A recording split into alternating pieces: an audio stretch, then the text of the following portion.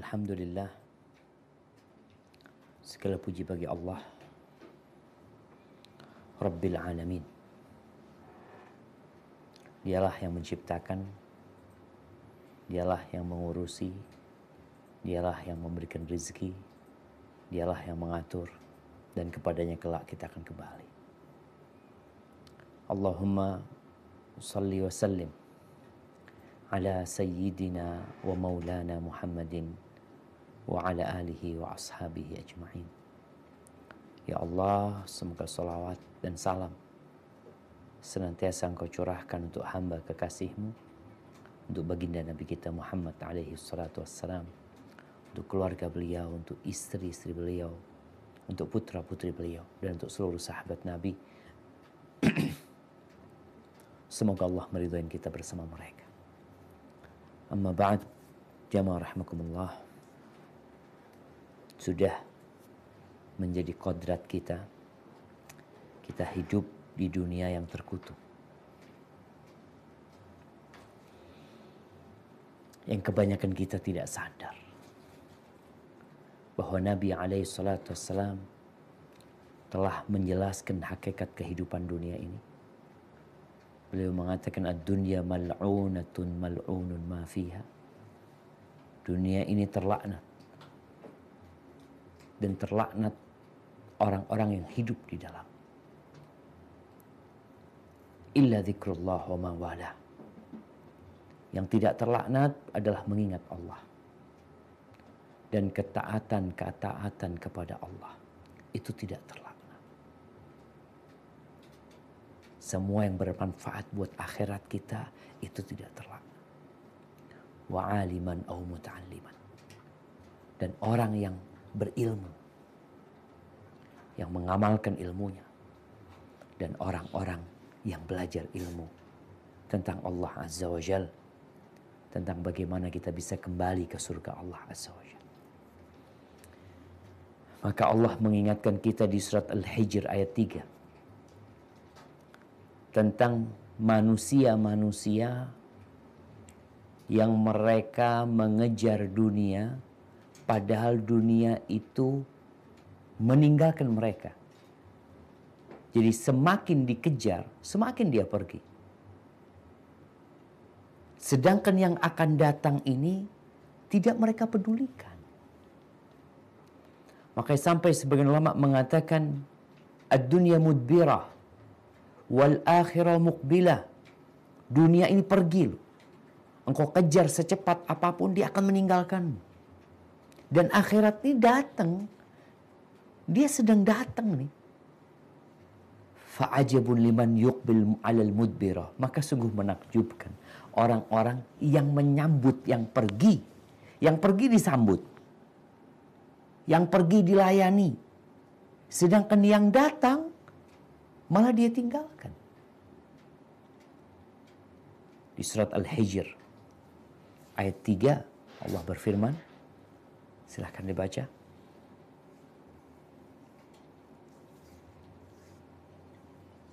A'udzu billahi minasyaitonir rajim. Dharhum ya'kulu wa yatamatta'u wa yulhihimul amal fasawfa ya'lamun. Yang artinya biarkanlah mereka di dunia ini makan dan bersenang-senang dan dilalaikan oleh angan-angan kosong mereka. Kelak mereka akan mengetahui akibat perbuatannya. Naam jemaah. Yang menyebabkan orang-orang itu mengejar dunia, angan-angan. Ingin ini, ingin itu. Lupa bahwa semua keinginan dia di dunia ini akan sirna. Kalau teman-teman berangkat ke Abu Dhabi, ke Dubai, yang sekarang tinggal di sana juga, mereka akan melihat bagaimana manusia berlomba-lomba menghiasi dunia ini dengan gedung-gedung pencakar langit. Lautan sama mereka dipadatkan. Mereka buat pulau-pulau. seakan-akan mereka hendak hidup selama-lamanya di muka bumi. Padahal sudah menjadi keputusan Allah Azza wa Jalla bahwa dunia ini akan hancur. Dan semua yang dibangun oleh kita pun akan hancur. Tidak ada yang tersisa. Maka Ali bin Abi Thalib mengatakan, fakunu min abna'il akhirah. Jadilah kalian anak-anaknya akhirat. Pejuang-pejuangnya akhirat. Wala takunu min abna'id dunya. Kalian jangan menjadi putra-putra dunia. Budak-budak dunia. Yang menghambakan kepada dunia ini. Maka mereka katakan, udah biarin mereka mau makan, mereka mau bersenang-senang, mereka mau bangun ini, mau bangun itu. Fasawfa ya'lamun. Bakal tahu mereka akibat buruk dari perbuatan mereka. Ali mengatakan radhiyallahu anhu, fa innal yawm amal wala hisab. Hari ini kita beramal, tapi nggak ada perhitungan. Ya kita lihatlah, kita kajian hari, dapat apa kita kajian? Nggak dapat duit. Untuk dengerin 1 jam. Tadi dikatakan sambil ngantuk-ngantuk. Yang sholat ke masjid, pulang dari masjid dapat apa? Dapat fulus. Nggak dapat fulus. Maghrib ke masjid, isya ke masjid, subuh ke masjid, zuhur ke masjid, asar ke masjid. Pulang pegang fulus. Dapat fulus. Yang ada kita bawa fulus. Kita taruh di kotak amal di masjid. Terus kapan penghitungannya? Anak tiap hari taruh di kotak amal 10.000. Kapan perhitungannya buat anak? Besok. Besok itu adalah hari penghitungan. Dan perhitungan nggak ada lagi nambah amalan nanti. Maka kejarlah akhirat. Terus gimana dengan dunia? Ikut dunia ini. Dunia ini bakal ikut. Lihatlah petani-petani. Petani padi. Yang menanam di sawahnya padi. Mau tidak mau rumput itu ikut tumbuh. Bukan hanya rumput. Ada berbagai tanaman yang ikut tumbuh tatkala padi itu ditanam. Padahal mereka tidak menanam rumput-rumputan. Mereka menanam padi. Tatkala mereka memberikan pupuk, yang mereka pupuk adalah padinya. Tapi rumput itu tumbuh. Tanaman-tanaman yang lain ikut tumbuh. Begitu pula orang yang mencari akhirat. Orang yang mengejar akhirat. Dunia ikut. Tapi mereka yang mencari dunia, akhirat gak bakalan ikut. Pernah ngeliat orang nanam rumput terus padi tumbuh? Anak nggak tanam padi, Ustaz, kok bisa tumbuh? Anak tanam rumput. Nggak ada. Allah Azza wa Jalla menegur kita yang beriman. Ini teguran untuk para sahabat Nabi. Yang di tengah-tengah para sahabat itu ada juga kelompok-kelompok munafikin. Dan kelompok-kelompok yang di hati mereka ada penyakit. Sampai Allah Azza wa Jalla mengatakan, minkum man yuridud dunya wa minkum man yuridul akhirah. Di antara kalian ada yang berambisi dunia dan ada yang berambisi akhirat. Ada. Di kalangan para sahabat ada. Maka Allah berikan pencerahan-pencerahan tentang hakikat kehidupan dunia ini. Agar kita jangan mengejar sesuatu yang pergi, tapi sambutlah sesuatu yang datang. Jadi kalau bicara akhirat ini bukan kita kejar. Dia datang, kita sambut. Antum persiapkan. karena dia datang. Allah berfirman di surat At-Taubah ayat 38,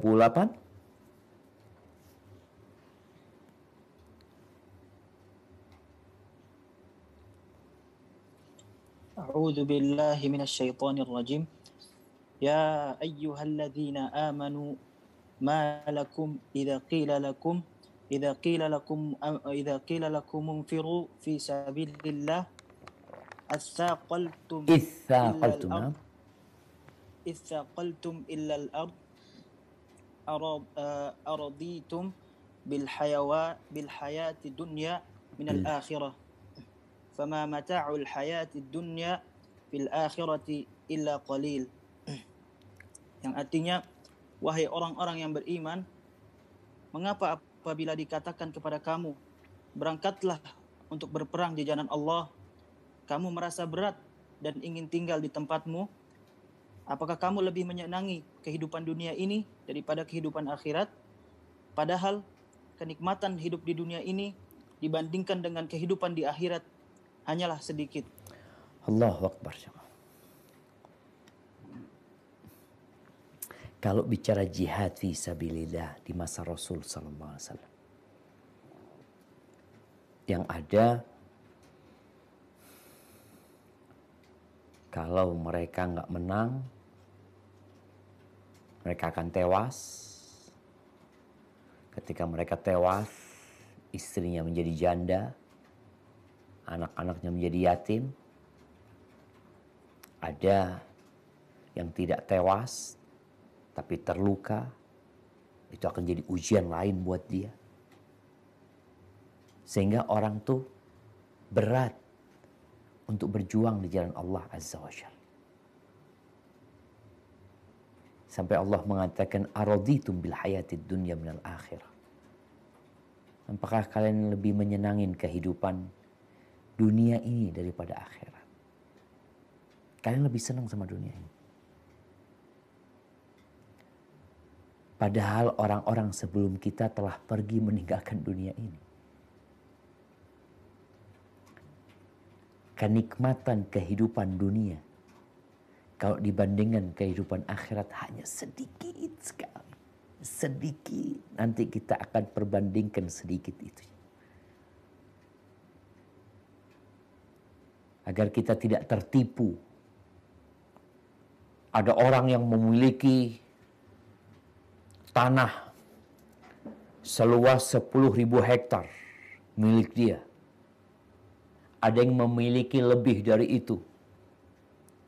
Ada yang punya apartemen banyak, bertingkat-tingkat, sampai mengenai awan. Ada yang punya pulau pribadi. Ada yang punya pesawat pribadi. Ada yang uangnya sudah kebingungan dia mau diapakan.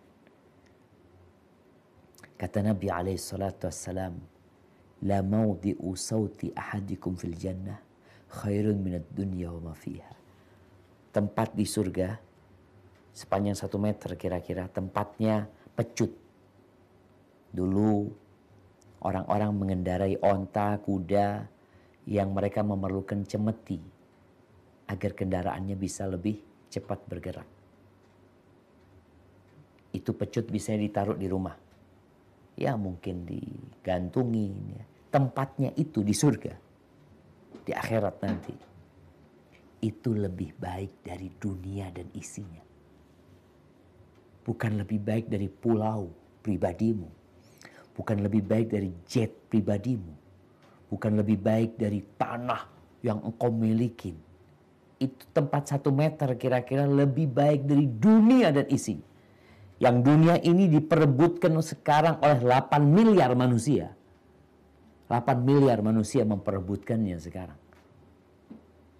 Nanti di surga, tempat 1 meter itu lebih baik dari dunia dan isi. Makanya Allah katakan, وَمَا فَمَا مَتَاءُ الْحَيَاةِ الدُّنْيَا فِي الْآخِرَةِ إِلَّا قَلِيلٌ. Ahibati fillah. Bicara mengejar akhirat, dunia ikut. Di surat As-Saff ayat 10 sampai 12. Allah Azza wa Jal menawarkan sebuah investasi. Kita ini kalau bicara investasi, maka kita sebelum ikut, agar tidak tertipu, kita akan mempelajarinya. Namun kebanyakan orang-orang yang kita lihat yang masuk dalam investasi bodong itu disebabkan oleh ambisi dia yang berlebihan dan kurang kehati-hatian dia. Sehingga uang yang dia investasikan nggak balik. Dikatakan, oh investasi di sini nih, 100 juta keuntungan 30%. Iya, bulan pertama doang. Taruh 100 juta, dapat keuntungan 30 juta. Bulan kedua, dapat keuntungan 30 juta. Bulan ketiga, habis sudah uang dia. Dibawa kabur. Ini Allah menawarkan sebuah investasi kepada kita. Modalnya, sebenarnya modalnya dari Allah SWT. Kita tuh dikasih modal, terus dikatakan modalmu itu engkau ingin dikembangkan modalmu supaya dapat lebih banyak. Sehingga kita benar-benar bisa memahami yang dimaksud dengan mengejar akhirat, dunia itu ikut seperti apa sih? Nah, silakan dibaca. A'udzu billahi minasy syaithanir rajim. يا أيها الذين آمنوا هل أدلكم على تجارة تنجيكم من عذاب أليم تؤمنون بالله ورسوله وتجاهدون في سبيل الله بأموالكم وأنفسكم ذلكم خير لكم إن كنتم تعلمون. Artinya, wahai orang-orang yang beriman, maukah kamu aku tunjukkan sesuatu perdagangan yang dapat menyelamatkan kamu dari azab yang pedih? Yaitu kamu beriman kepada Allah dan Rasul-Nya dan berjihad di jalan Allah dengan harta dan jiwamu. Itulah yang lebih baik bagi kamu jika kamu mengetahui. Nah, melanjutkan ayat 12. يغفر لكم ذنوبكم ويدخلكم جنات تجري من تحتها الأنهار ومساكن طيبة في جنات عدن ذلك الفوز العظيم. Niscaya Allah mengampuni dosa-dosamu dan memasukkan kamu ke dalam surga yang mengalir di bawahnya sungai-sungai dan ke tempat-tempat tinggal yang baik di dalam surga Aden. Itulah kemenangan yang agung. Barakallahu fikum. Tuh, Allah Azza wa Jalla menawarkan. Mau nggak kita investasi yang akan menyelamatkan kita dari azab yang pedih? Karena kalau bicara akhirat, dia datang jemaah. Pasti datang. Dan kita pasti akan melewati neraka. Itu sudah jadi keputusan. Wa in minkum illa wariduha. Semuanya bakal melewati neraka. Maka ditawarin nih. Mau nggak selamat? Apa yang harus dilakukan? Yang pertama beriman. Itu syarat mutlak yang harus dipenuhi. Tu'minuna billahi wa rasuli. Syarat mutlak kalau ingin selamat dari api neraka, 2 kalimat syahadat. Asyhadu an la ilaha illallah, asyhadu anna Muhammad Rasulullah. Ana ingin menekankan hal ini. Karena masih banyak di luar sana yang berpandangan untuk selamat dari neraka dan untuk masuk surga itu yang penting jadi orang baik. Jadi orang baik gimana? Iya, bantu orang lain, sosial. Terus, ya masuk surga dia. Dari mana engkau tahu dia masuk surga? Bukankah Allah mensyaratkan syahadat? Orang-orang yang mencari dunia, Allah kasih dunia mereka. Iya. Tapi di akhirat nggak dapat apa-apa. Jangan bicara surga. Syarat mutlak untuk selamat di akhirat itu adalah beriman kepada Allah dan Rasulnya. Wa tujahidun, ya perlu berjuang antum. Dengan apa? Dengan harta. Dengan jiwa. Itu lebih baik. Kalau kalian tahu. Kalau tahu. Kita kebanyakan nggak tahu tentang akhirat. Kuliah bertahun-tahun sampai jadi doktor, profesor, tentang akhirat nol.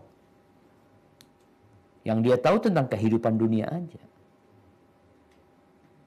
Allah akan berikan kepada kita yang lebih indah dari dunia dan isinya. Bicara berjuang di jalan Allah Azza wa Jalla, niatnya harus akhirat. Ambisinya harus akhirat, nggak boleh cari dunia. Ketika ada seorang, ini hadis riwayat Imam Bukhari, ada seorang bertanya kepada Nabi SAW tentang seorang laki-laki yang berperang, berjihad lil maghnam, untuk mendapatkan harta rampasan perang dunia nih. Warrajulu yuqatilu liyudhkar. Ada orang yang berjuang agar diingat. Wa yuqatil liyura makanuhum. Ada orang yang berjuang supaya dia bisa menunjukkan posisi dia. Man fi sabilillah, siapa yang di jalan Allah? Apa kata Nabi SAW? Man qatala litakuna kalimatullahi hiyal ulya fahuwa fi sabilillah. Yang di jalan Allah itu yang berjuang agar kalimat Allah menjadi yang tertinggi, itu di jalan Allah. Jadi dalam urusan ibadah pun ternyata ada orang yang mencari dunia, bukan cari akhirat. Cari pujian, cari sanjungan. Ia mungkin ingin bertambah hartanya. Maka Allah katakan fawailul lil musallin. Celaka orang yang sholat. Orang sholat, Ustaz, ibadah loh, Ustaz. Sholat ini diperintahkan oleh Allah Jalla Jalaluh. Sholat ini rukun Islam yang kedua. Yang membedakan antara muslim sama kafir itu sholat. Kok bisa masuk neraka? Iya. Fawailul lil musallin.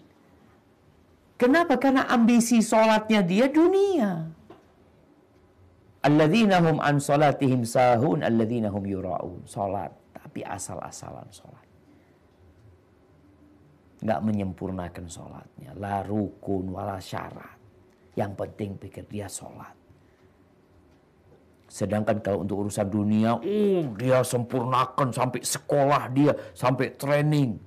Sholatnya nggak pernah sekolah kadang-kadang. Alladzina hum yura'un. Ria. Hanya untuk pamer sholatnya. Dunia lagi yang dia cari. Ahibati fillah. Di dalam hadis yang diriwayatkan oleh Imam An-Nasa'i, diceritakan bahwa ada seorang, ini dari Shaddad ibn al-Had radhiyallahu anhu, dia menceritakan bahwa ada seorang yang datang menjumpai Nabi SAW, lalu dia beriman, dia mengikuti Nabi SAW,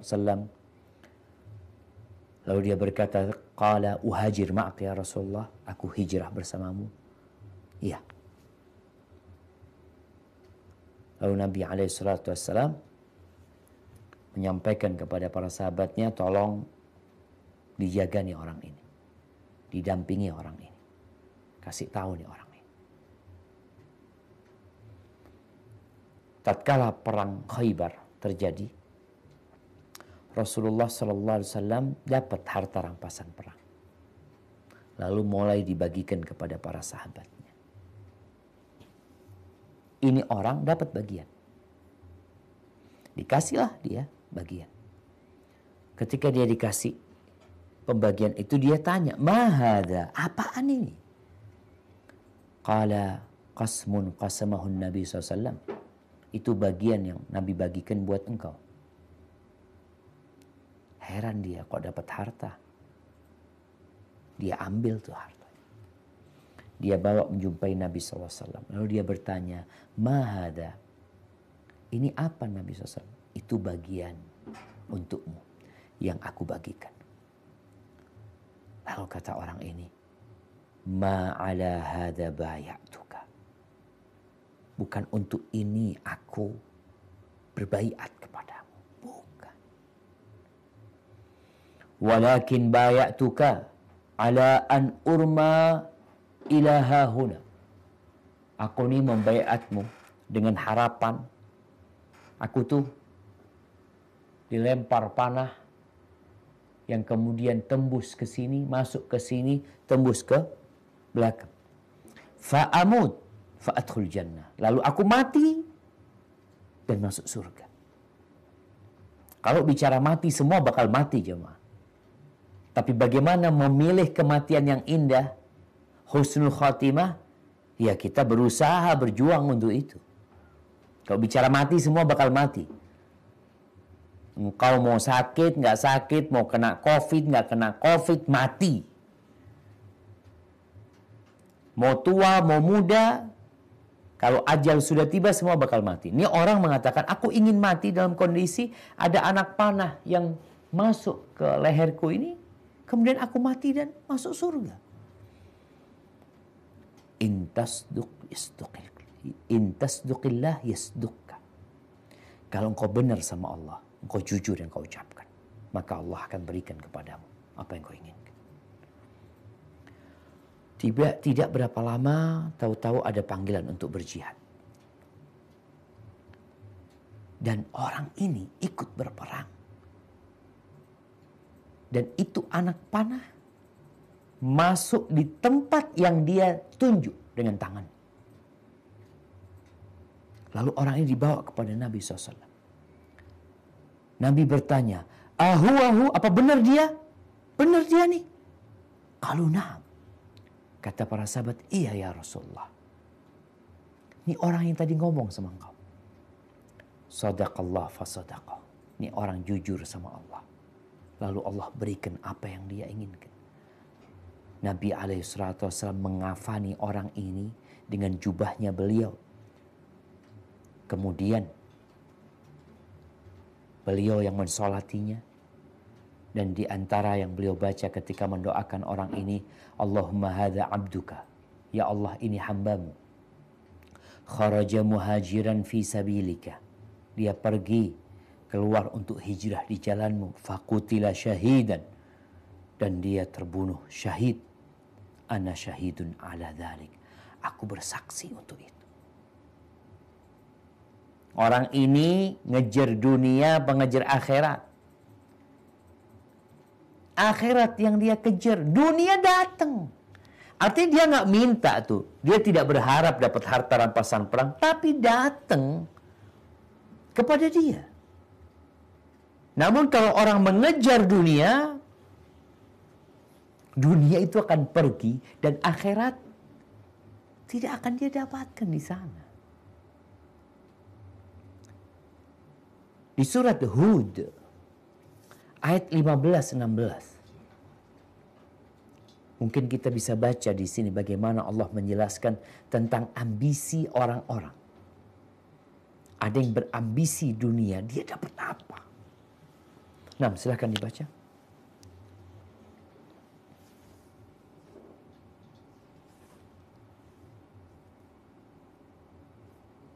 أعوذ بالله من الشيطان الرجيم من كان يريد حياة الدنيا وزينتها نوفي إليهم أعمالهم فيها وهم فيها لا يبخسون أولئك الذين ليس لهم في الآخرة إلا النار وحبط ما صنعوا فيها وباطل ما كانوا يعملون. Barang siapa yang menghendaki kehidupannya, dunia dan perhiasannya, pasti kami berikan balasan penuh atas pekerjaan mereka di dunia dengan sempurna, dan mereka di dunia tidak akan dirugikan. Itulah orang-orang yang tidak memperoleh sesuatu di akhirat kecuali neraka, dan sia-sialah di sana apa yang telah mereka usahakan di dunia, dan terhapuslah apa yang telah mereka kerjakan. Itu jemaah. Kalau kita beribadah hanya untuk mencari dunia, maka Allah akan berikan balasan di dunia. Engkau kan memang kepingin dunia, ya dikasih. Di akhirat nggak ada, nggak dapat apa-apa. Kan udah capek kerja, iya, tapi kan ambisinya dunia. Engkau nggak pernah berharap akhirat. Di akhirat hanya akan mendapatkan neraka. Ini kita bicara ibadah ya. Orang beribadah ada yang memang untuk cari dunia, bukan cari akhirat. Ahibati fillah. Ketika Allah menceritakan jamaah haji, orang-orang yang berangkat haji, ambisi mereka tuh macam-macam. Ada para pemburu dunia dan ada para pemburu akhirat. Bagaimana dengan orang-orang yang berburu dunia? Ya sekali lagi, orang yang mau cari dunia, Allah kasih yang Allah mau kasih. Karena dunia ini nggak ada artinya, Allah mau hancurkan gitu. Jadi bayangin ada sesuatu yang mau dihancurin, lalu ada orang yang mau minta, fadol ambil antum, bakal hancur semuanya. Maka di surat Al-Baqarah ayat 200, 201, 202 Allah menceritakan ini tentang orang-orang yang memiliki ambisi yang berbeda-beda. Sekali lagi hanya ada dua. Pemburu dunia dan pemburu akhirat. Antum termasuk yang mana? Ada yang merantau pergi ke luar negeri, meninggalkan kampung halamannya. Berangkat ke Jakarta, ada yang berangkat ke Dubai, ke Abu Dhabi, kemana-mana dia pergi. Antum cari apa sih? Iya, nggak tahu, antum yang bisa jawab. Ada orang yang doa-doanya, permohonannya dunia, fulus doang. Yang dia minta mungkin rumah, kemudian kendaraan, kenyamanan di dunia. Kita tolong cek doa-doa kita. Hari ini kita minta apa? Apa yang kita minta? Karena itu akan menunjukkan isi hati kita. Kita ini pengejar dunia atau pengejar akhirat? Nah, mungkin kita bisa baca. أعوذ بالله من الشيطان الرجيم ومنهم Ayat 200 dari ayat 200 ya. طيب عفوا أعوذ بالله من الشيطان الرجيم فإذا قضيتم مناسككم فاذكروا الله كذكركم آباءكم أو أشد ذكرا فمن الناس من يقول ربنا آتنا في الدنيا وما له في الآخرة من خلاق ومنهم من يقول ربنا آتنا في الدنيا حسنة وفي الآخرة حسنة وقنا عذاب النار أولئك لهم نصيب مما كسبوا والله سريع الحساب. Apabila kamu telah menyelesaikan ibadah haji, maka berzikirlah kepada Allah sebagaimana kamu menyebut-nyebut nenek moyang kamu, bahkan berzikirlah terlebih dari itu. Maka di antara manusia ada yang berdoa, ya Tuhan kami, berikanlah kami kebaikan di dunia dan di akhirat dia tidak memperoleh bagian apapun. Dan di antara mereka ada yang berdoa, ya Tuhan kami, berikanlah kami kebaikan di dunia dan kebaikan di akhirat, dan lindungilah kami dari azab neraka. Mereka itulah yang memperoleh bagian dari apa yang telah mereka kerjakan, dan Allah maha cepat memperhitungnya. Barakallahu fikum. Ahibati fillah, itu dua jenis manusia. Ada yang doa-doanya, permohonannya, angan-angannya, cita-citanya dunia. Di akhirat dapat apa? Wa ma lahu fil akhirati min khalaq. Nggak ada bagian dia di akhirat. Karena memang dia cari dunia. Tapi ada juga yang doanya Rabbana atina fid dunya hasanah. Enggak, anak kan hidup di dunia sekarang, Ustaz. Anak ingin bahagia di dunia. Apa enggak boleh? Boleh. Minta sama Allah. Silahkan. Tapi jangan hanya dunia. Wa fil akhirati hasanah. Dan di akhirat minta kebaikan juga. Karena kalau kita bandingkan kebaikan dunia, kebaikan akhirat, dunia nggak ada apa-apanya. Makanya kalau ada orang yang mengatakan harus seimbang dunia akhirat, ya gimana mau seimbang? Dunia cuma 70 tahun kita hidup. Kita perlu rumah, kalau bicara 70 tahun, dia coba bikin rumah yang 70 tahun ambruk udah. Kita cuma mau 70 tahun kira-kira hidup kita. Ya kalau sampai, ada yang nggak nyampe. Kita ingin kebahagiaan di dunia, oke. Kalau bicara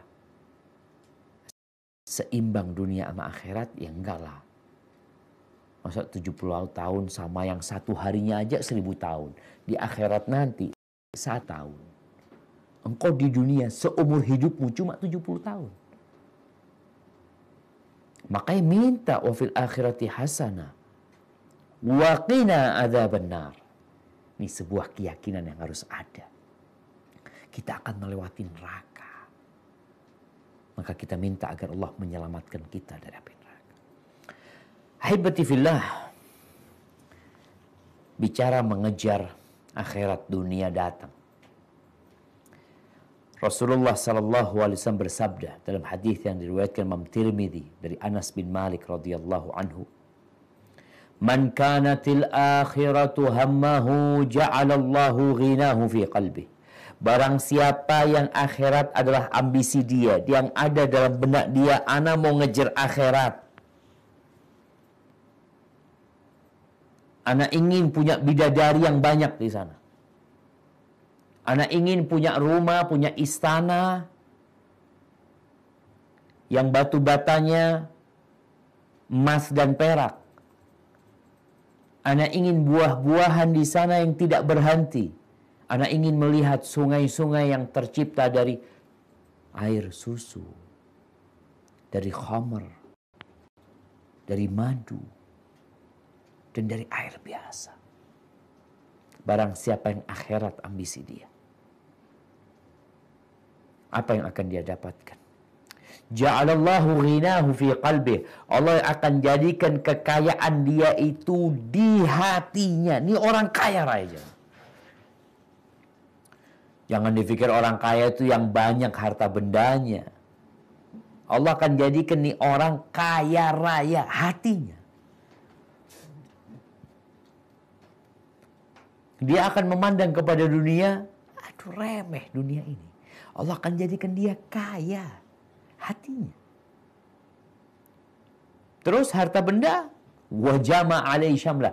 Urusan dia Allah sederhanakan.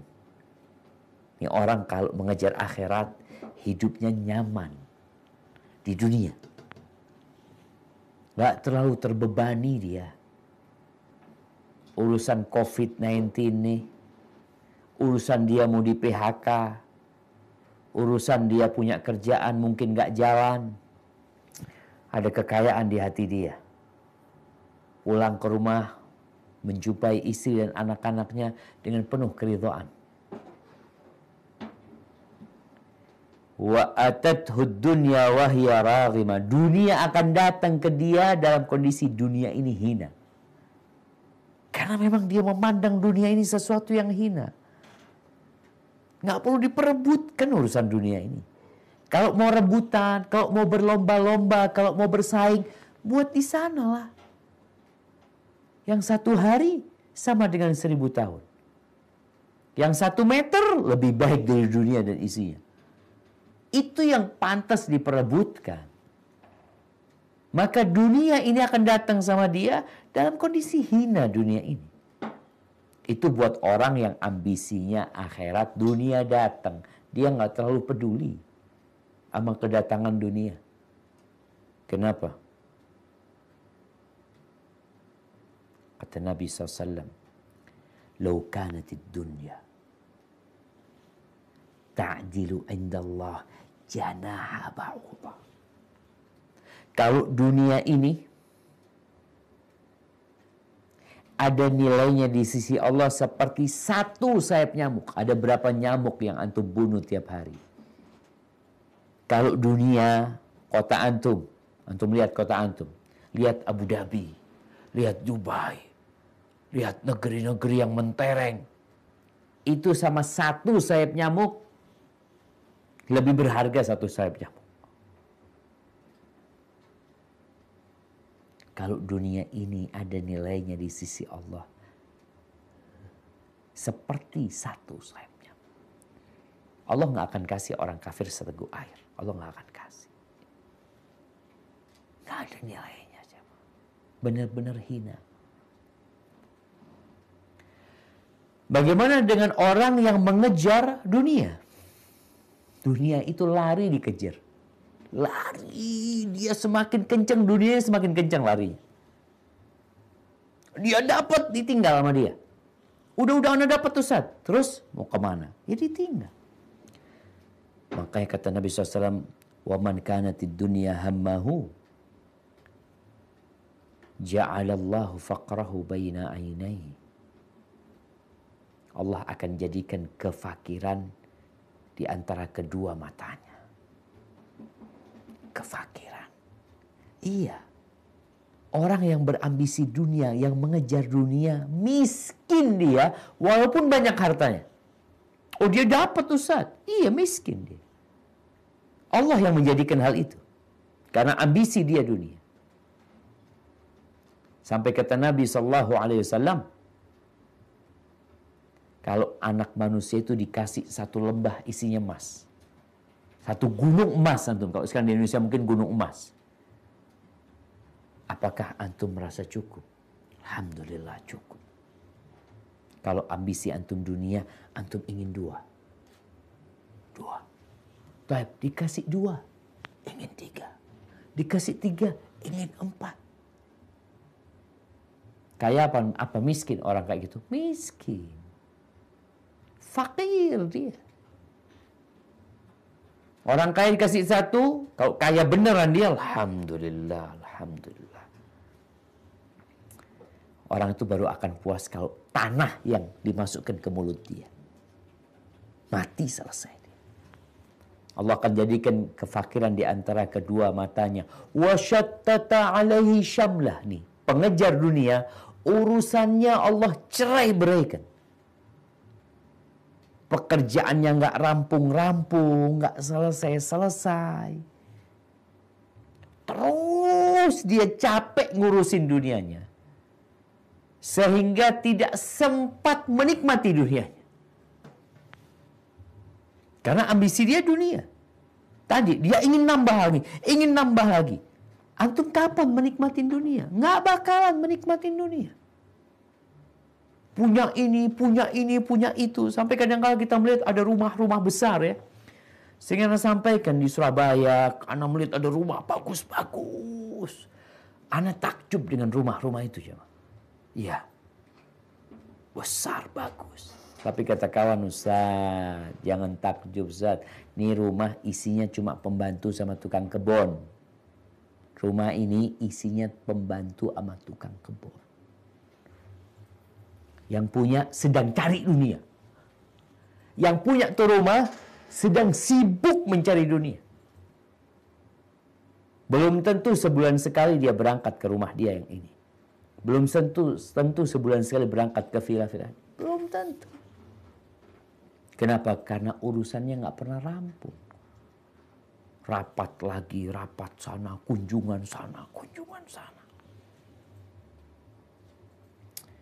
Walam ya'tihi minad dunya illa ma qaddara lahu. Dan dunia itu nggak akan datang kepada dia kecuali sesuai dengan takaran dia.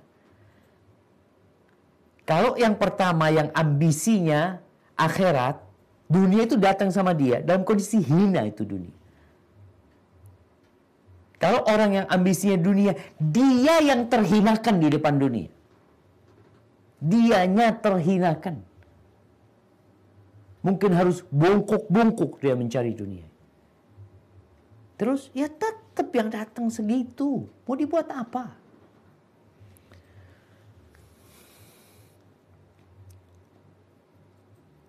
Rasulullah SAW sempat mendiamkan istrinya selama 1 bulan penuh. Ini hubungannya dengan urusan dunia dan akhirat. Ada banyak riwayat yang disebutkan tentang penyebab Nabi SAW mendiamkan istri-istrinya. 9 istrinya didiamkan. Ada yang berpendapat, ada riwayat yang mengatakan karena mereka minta tambahan nafkah. Mereka banyak menuntut kepada Nabi SAW. Ya, mereka ingin dunia ini.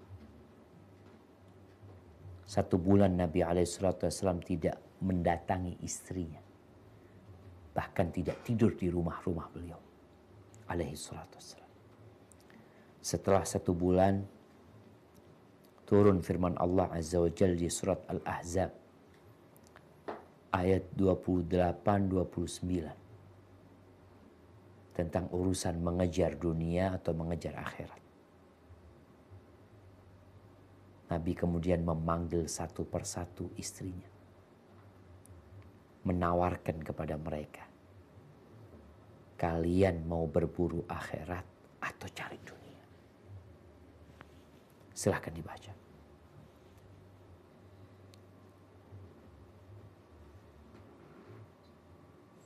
A'udzu billahi minasy syaithanir rajim.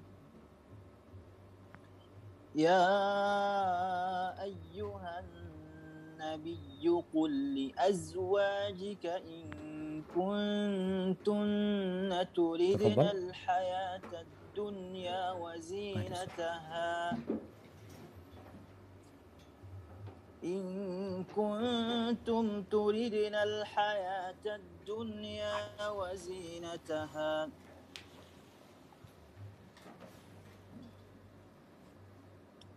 إن كنتم تريدن الحياة الدنيا وزينتها فتعالين أمتعكن وأسرحكن سراحا جميلا وإن كنتن تردن الله ورسوله والدار الآخرة فإن الله أعد للمحسنات منكن أجرا عظيما. Wahai Nabi, katakanlah kepada istri-istrimu, jika kamu menginginkan kehidupan di dunia dan perhiasannya, maka kemarilah agar kuberikan kepadamu mut'ah dan aku ceraikan kamu dengan cara yang baik. Dan jika kamu menginginkan Allah dan Rasul-Nya dan negeri akhirat, maka sesungguhnya Allah menyediakan pahala yang besar bagi siapa yang berbuat baik di antara kamu. Subhanallah jemaah. Ya, Rasul SAW menawarkan hal itu kepada istri-istri. Kalau keinginan kalian dunia, perhiasan dunia, ya udah, aku akan kasih, tapi selamat tinggal. Nggak bisa berjalan bersama lagi, karena kita beda tujuan. Tapi kalau yang kalian inginkan adalah Allah dan Rasul-Nya dan kehidupan akhirat, Allah akan berikan balasan yang besar buat orang-orang yang baik. Yang terakhir jamaah, sebelum kita masuk ke sesi tanya jawab ya. Ini tadi Ana sampaikan perbandingan kenikmatan dunia dan akhirat. Supaya kita ini termotivasi ya untuk berburu akhirat ini. Ini sesuatu yang menakjubkan jamaah. Yang kata Allah Azza wa Jalla dalam sebuah hadis qudsi, "A'adattu li'ibadiyas salihin ma la 'ainun ra'at wa la udhunun sami'at wa la khatara 'ala qalbi bashar." Aku sediakan buat hamba-hambaku yang soleh yang tidak pernah terlihat oleh mata, tidak pernah terdengar oleh telinga, dan tidak pernah terbetik di hati. Kalaupun yang disampaikan oleh Allah dan Rasul-Nya tentang kehidupan surga itu hanya nama-nama agar kita bisa memahaminya. Tapi hakikatnya lebih dari itu. Contohnya nih, di hadis yang diriwayatkan oleh Imam Ahmad dari Zaid bin Arqam radhiyallahu anhu, bahwa Nabi SAW bersabda, "Walladzi nafsi biyadihi," demi yang jiwaku di tangannya, "Inna ahadahum la yu'ta quwwata mi'ati rajulin." Salah seorang di surga itu dikasih energi 100 orang. Energi dalam apa? Fil mat'am, makan. 100 orang jemaah. Di sini orang paling kaya, semakin kaya makannya semakin sedikit kadang-kala. Nanti di surga engkau dikasih kekuatan 100 orang untuk makan. Gimana kita kalau energi makan kita seperti di dunia, satu piring udah kenyang Ustaz. Di surga semuanya boleh. Gimana udah kenyang, mau makan apa lagi? Di sana dikasih kekuatan, energi makannya 100 orang. Wal masyrab, minum juga 100 orang. Energi 100 orang minum, berapa gelas orang bisa minum. Wasyahwa, syahwatnya, syahwat 100 orang. Wal jima, dan menghubungin istri, dikasih energi 100 orang. Lalu kita nggak mau ngejar itu, sibuk mengejar dunia yang seperti ini, maka semoga kita bisa sadar dan berlari, berlomba-lomba untuk menjadi penduduk surga Allah Azza wa Jalla. Hadza wallahu a'lam bissawab. Itu yang bisa saya sampaikan pada kesempatan kali ini. Kurang lebihnya mohon maaf. Mungkin kita masuk ke sesi tanya jawab. Nah, Anda persilahkan.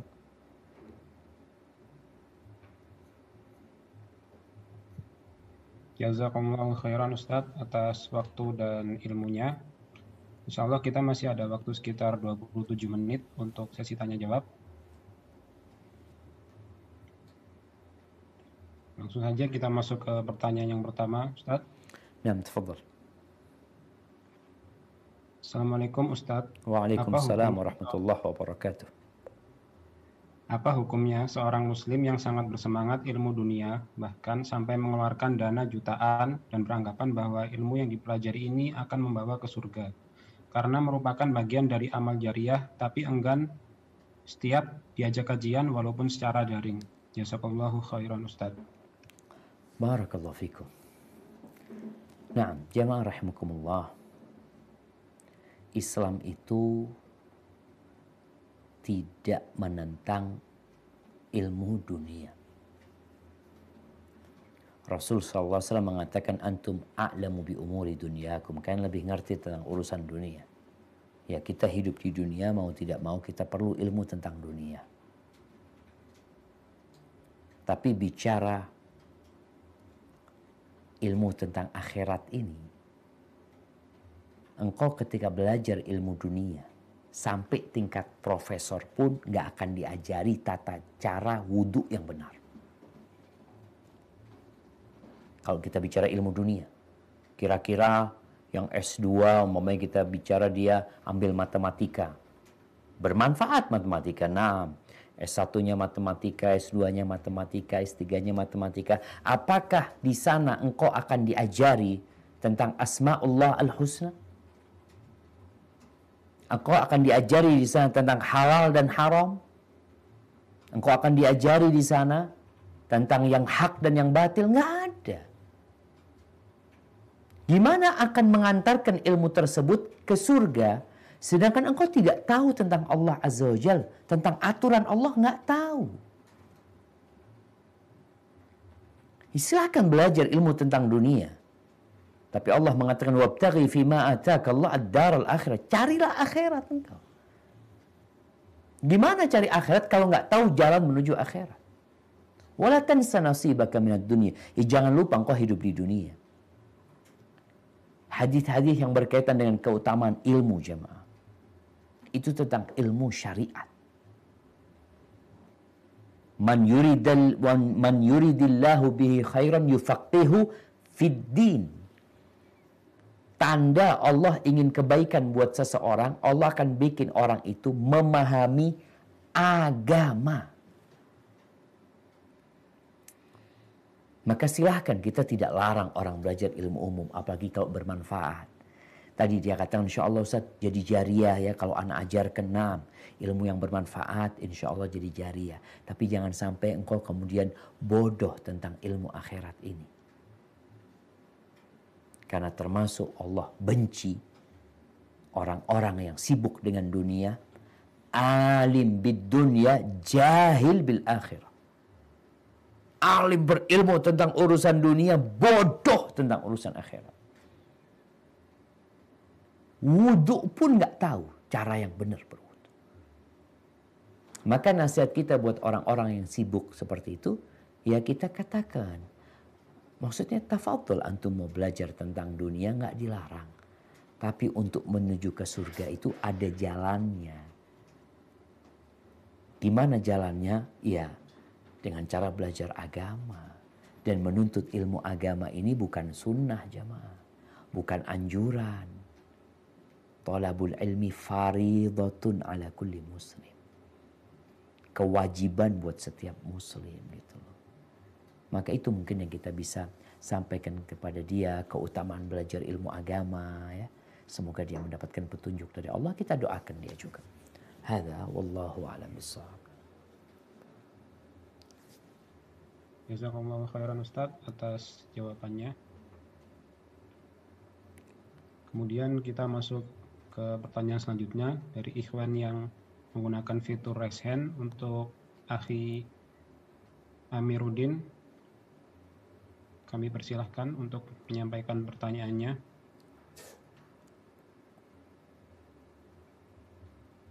Assalamualaikum Ustaz. Waalaikumsalam warahmatullahi wabarakatuh. Ahlan wa sahlan. Naam, tafadhal. Izin bertanya Ustaz. Apakah ketika kita ingin memiliki atau membeli barang-barang yang bagus Ustaz, misal barang berkualitas, apakah itu termasuk cinta dunia Ustaz? Apakah itu tanda kita cinta dunia yang harus kita hindari gitu Ustaz? Masya Allah. Barakallahu fikum. Naam jamaah. Ya. Kajian kita ini memang perlu difahami dengan benar ya. Jangan sampai difahami bahwasanya nggak boleh cari dunia. Kita hidup di dunia. Kita perlu punya rumah, punya kendaraan. Kalau bicara boleh nggak yang bagus, yang berkualitas? Tafadhol. Bahkan Nabi SAW mengatakan, Innallaha jamilun yuhibbul jamal. Allah tuh maha indah. Allah cinta dengan keindahan. Allah cinta dengan keindahan. Silahkan engkau mau beli tas yang bagus, beli handphone yang bagus. Tapi kita bicara tentang ambisi tadi.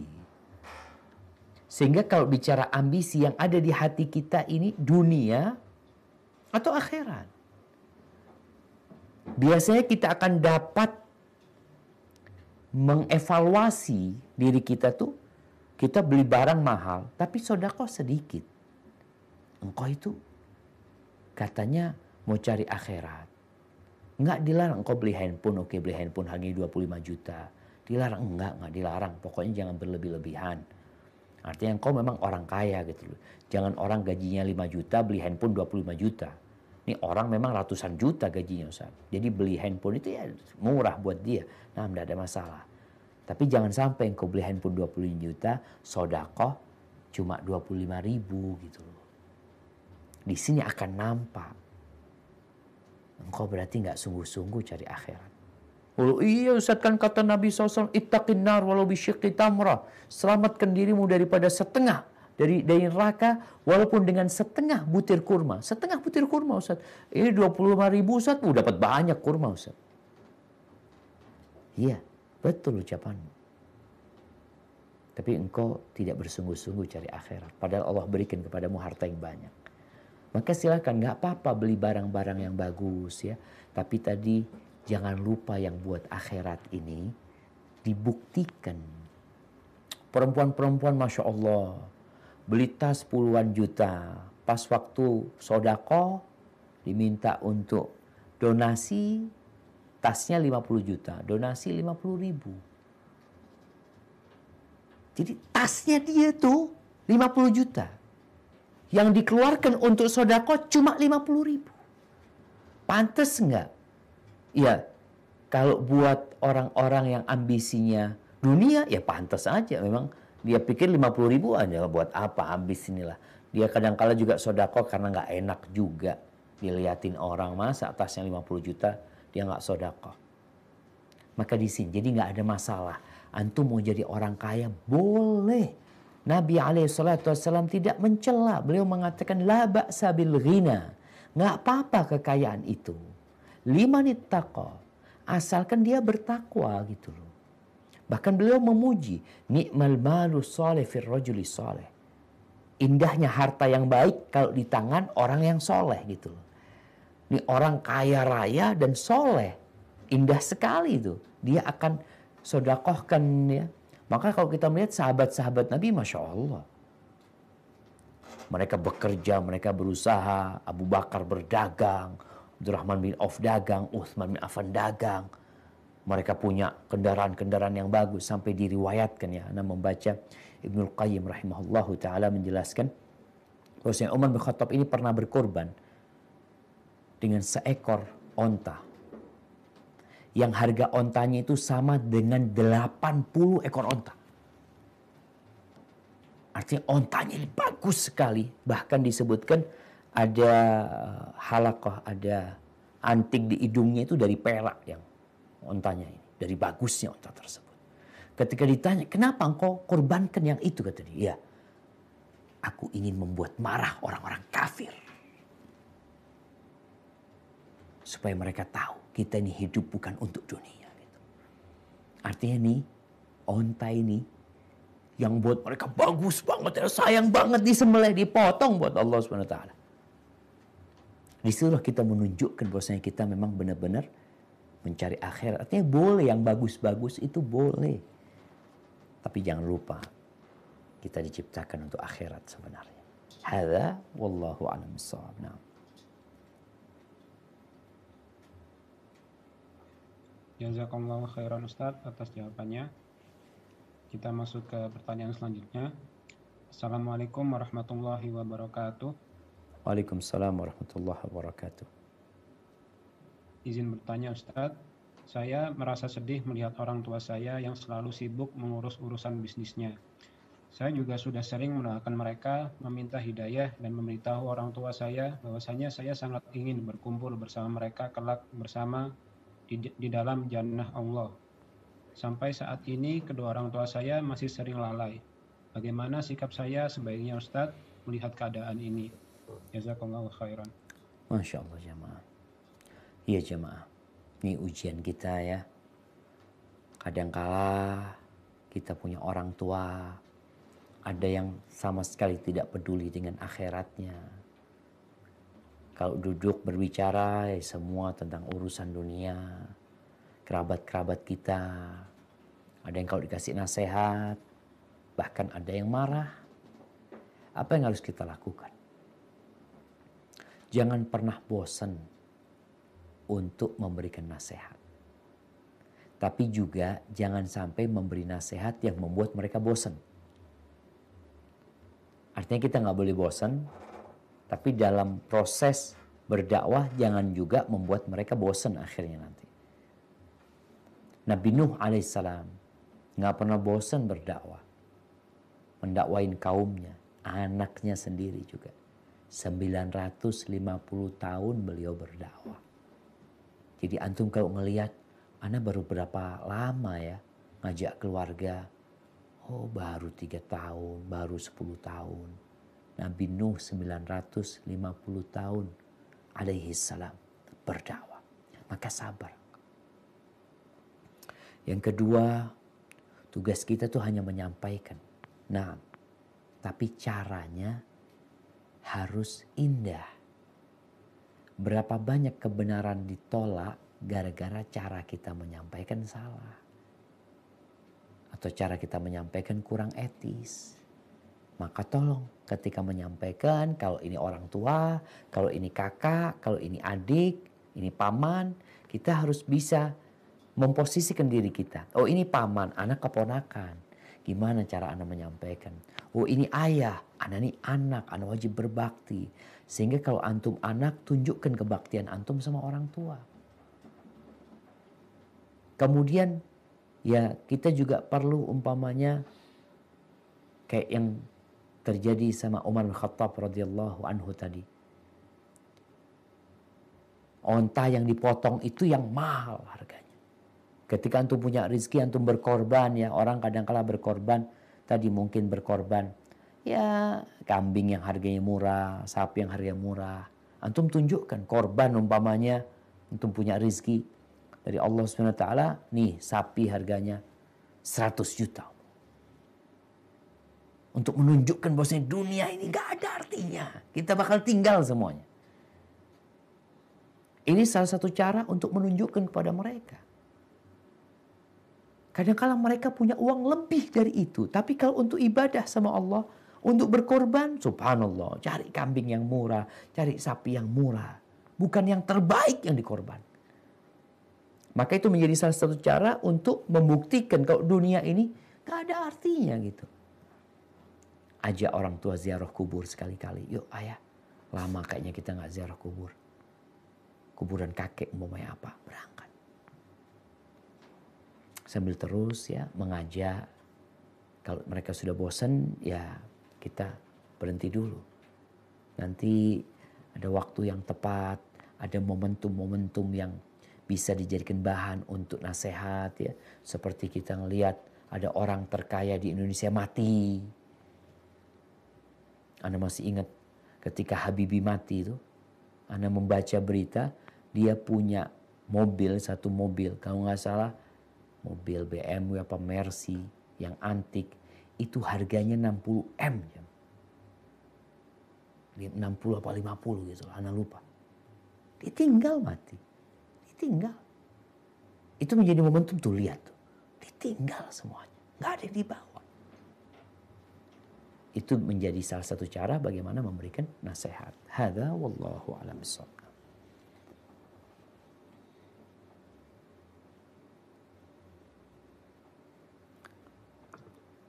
Jazakallahu khairan Ustadz atas jawabannya. Kita masuk ke pertanyaan selanjutnya.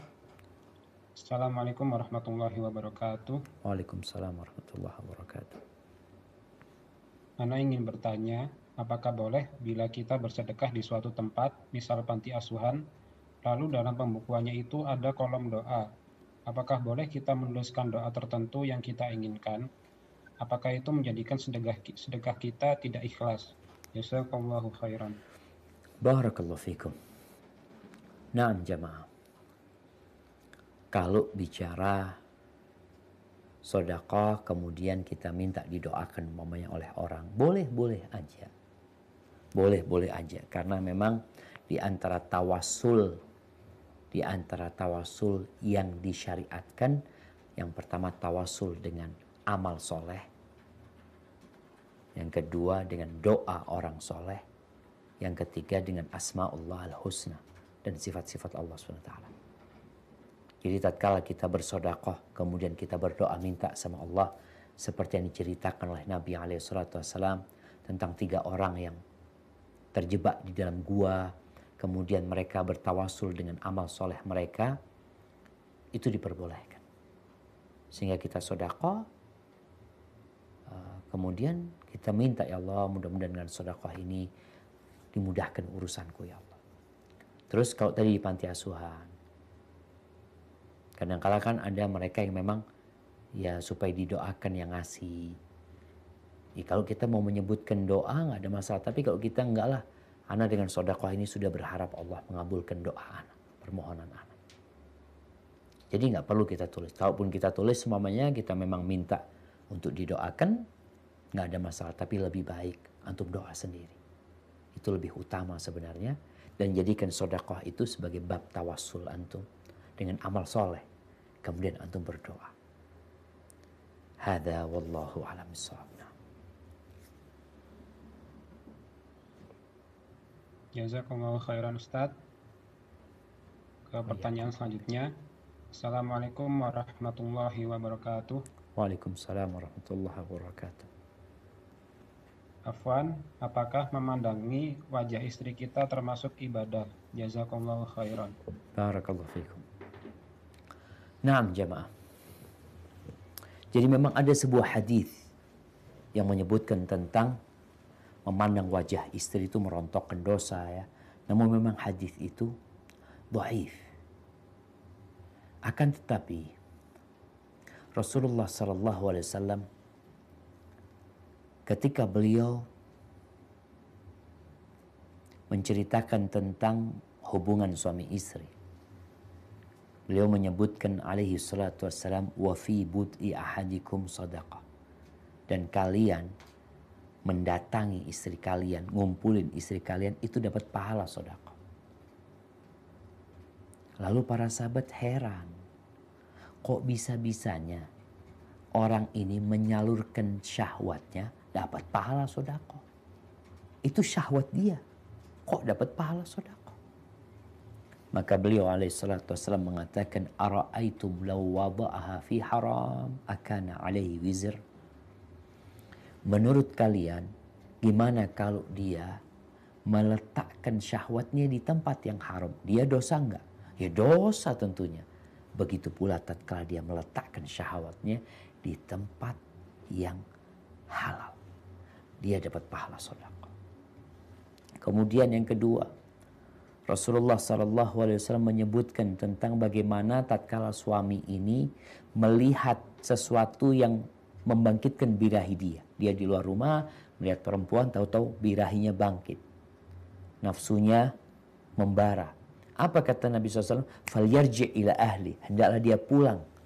Ketika orang ini mengamalkan hadis itu, dia pulang ke rumahnya, dia pandangan istrinya, dia gauli istrinya, tentunya dia akan mendapatkan pahala di sana. Kemudian yang ketiga, Nabi SAW tatkala beliau menyebutkan wanita terbaik, siapa mereka? Kata Nabi SAW, allati idza nadharta ilaiha sarratka, yang kalau engkau memandang kepadanya, dia menyejukkan hati. Maka tatkala suami memandang wajah istri, hatinya jadi sejuk, istrinya dapat pahala karena dia bersolek untuk suaminya. Dan semoga suami yang memandang wajah istrinya, dia akan dijauhkan dari jadi dari pandangan-pandangan yang diharamkan. Hada wallahu a'lam bissawab. Nah.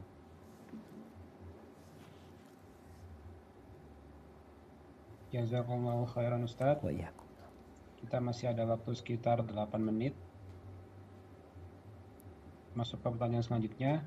Assalamualaikum warahmatullahi wabarakatuh. Waalaikumsalam warahmatullahi wabarakatuh. Bagaimana saran Ustadz untuk ana yang ingin keluar dari pekerjaan riba, tetapi pada saat yang bersamaan saya diberi gaji yang berlipat sehingga membuat hati ana goyah. Jazakumullahu khairan. Naam jamaah. Allah mengatakan fala taghurrannakumul hayatud dunya. Jangan kalian tertipu dengan kehidupan dunia ini. Khususnya berbicara riba, Allah mengatakan yamhaqullahu riba wa yurbis sadaqat. Riba itu berkahnya dihilangin. Engkau melihat kayaknya bertambah, gajinya tambah besar, hilang, hancur, tapi pelan-pelan. Pasti. Kalau bicara pasti, kehancuran itu pasti. Maka disinilah, tatkala godaan semakin besar, lalu dia meninggalkannya karena Allah Azza wa Jal, maka tentu pahalanya berbeda dengan orang yang keluar dari tempat kerja yang haram, karena dia udah merasa nggak nyaman di situ karena gajinya sedikit. Sehingga keluarnya dia dari tempat itu kadangkala disebabkan ada tawaran kerja yang lebih enak. Maka orang yang meninggalkan sesuatu karena Allah, man taraka syai'an lillah awwadahu Allahu khairan minha. Allah akan berikan ganti yang lebih baik. Lihat para sahabat yang hijrah. Suhaib Ar-Rumi radhiyallahu taala anhu, ketika dia mau meninggalkan kota Mekah dihadang oleh orang-orang musyrikin. Dia mau hijrah. Nabi alaihissalatu wasallam sudah sampai kota Madinah. Suhaib baru mau berangkat. Kata orang-orang musyrikin, ya Suhaib, ataitana sa'lukan. Ingat engkau dulu datang ke kota Mekah ini miskin, gak punya apa-apa. Sekarang kau jadi kaya, engkau mau meninggalkan kota Mekah dengan kekayaanmu. Kata Suhaib, gimana kalau aku berikan kepada kalian hartaku? Apakah kalian akan membiarkan aku untuk hijrah ke kota Madinah? Kata mereka, iya. Mereka yang dicari dunia. Iya kata mereka, sudah. Kata Suhaib, hartaku di tempat ini dan tempat ini. Suhaib berangkat. Ditinggal semua hartanya.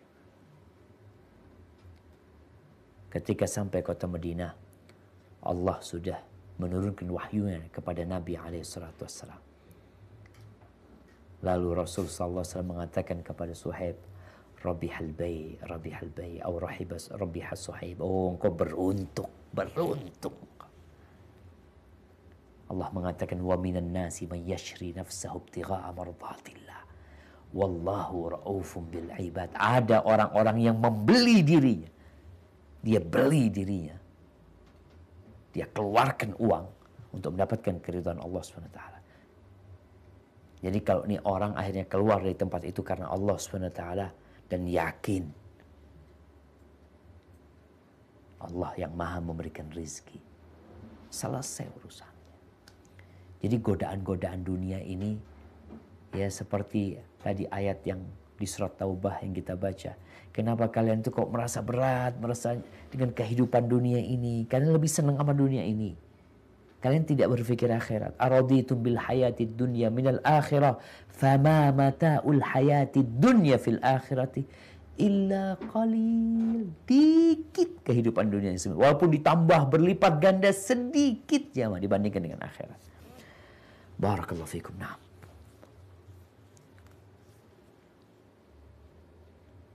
Jazakumullahu khairan Ustadz atas jawabannya. Kita masih ada waktu sekitar 2 menit. Kita masuk ke pertanyaan selanjutnya dari jamaah yang telah raise hand atas nama Irsan Septiana, dipersilakan. Bismillahirrahmanirrahim. Assalamualaikum warahmatullahi wabarakatuh. Waalaikumsalam warahmatullahi wabarakatuh. Terima kasih kepada Ustadz atas waktunya. Jadi pertanyaannya ini Ustaz, bagaimana hukumnya Ustaz apabila semisalnya kita dalam suatu permainan gitu Ustaz, dan yang bagi yang kalah diberi hukuman seperti misalnya hukuman berlari dalam jarak yang pendek gitu Ustaz. Dengan tujuan memang untuk memper memperenak atau menambah keseruan permainan gitu Ustaz. Tapi di sini tanpa ada unsur untuk melalaikan kewajiban gitu Ustaz.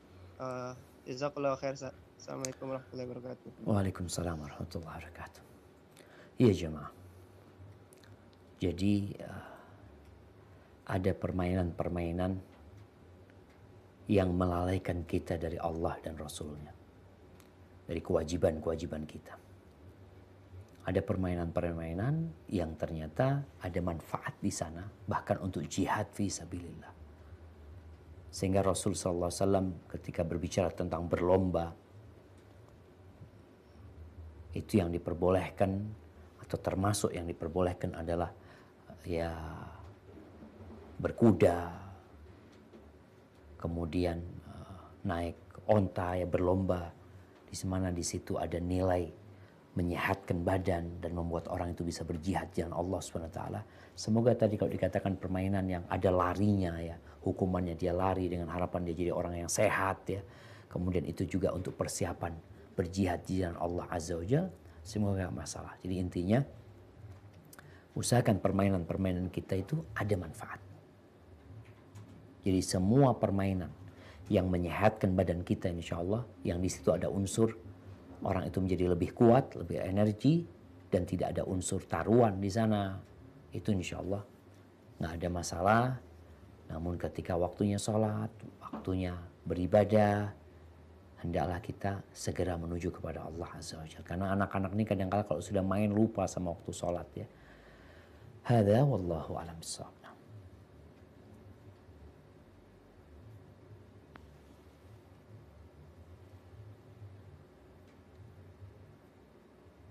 Alhamdulillah, barakallahu fiikum Ustaz. Terima kasih atas waktunya. Dan insya Allah kita jumpa lagi dalam kajian berikutnya. Atau kita lanjut ke pertanyaan berikutnya Ustaz? Masya Allah, kayaknya udah malam nih. Udah malam. Jazakallahu khairan Ustaz. Ana kembalikan kepada akhi Muhammad bin Said Marta sebagai pembawa acara.